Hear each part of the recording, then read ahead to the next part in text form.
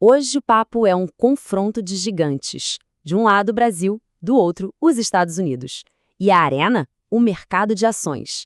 A gente vai mergulhar fundo no que faz cada uma dessas bolsas ser única e, claro, no que o futuro pode reservar para elas.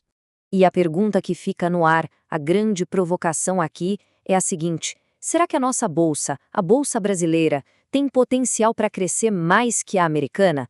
É exatamente isso que a gente vai investigar agora, olhando para os fatos.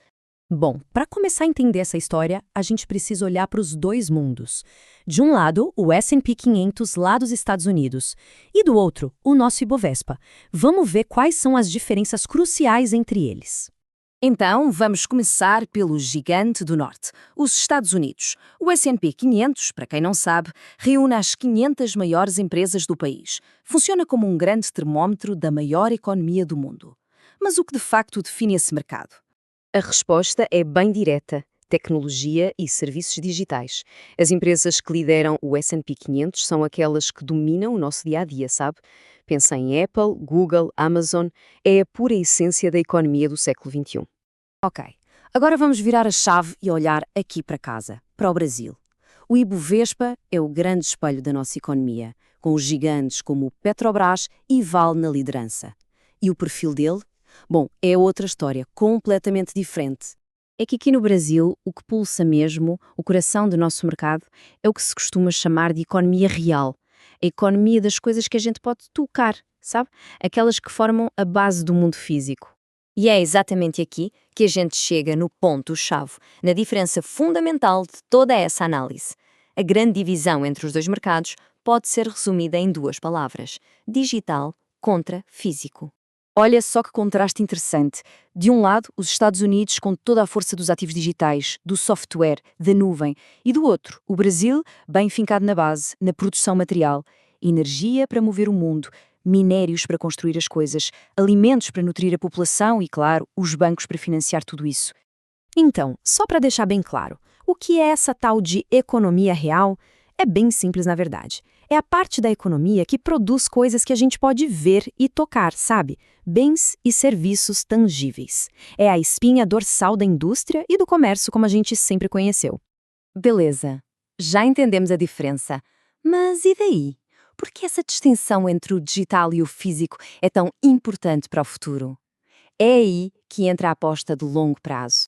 Pois é, existe uma tese que diz o seguinte: os ativos ligados a essa economia real, que são a base do nosso Ibovespa, podem acabar ganhando muita força com o tempo. E a lógica por trás disso é que, por mais digital que o nosso mundo fique, ele ainda precisa de uma base física para poder existir. E tem uma frase que resume essa ideia perfeitamente: produção física e recursos que o mundo sempre precisa.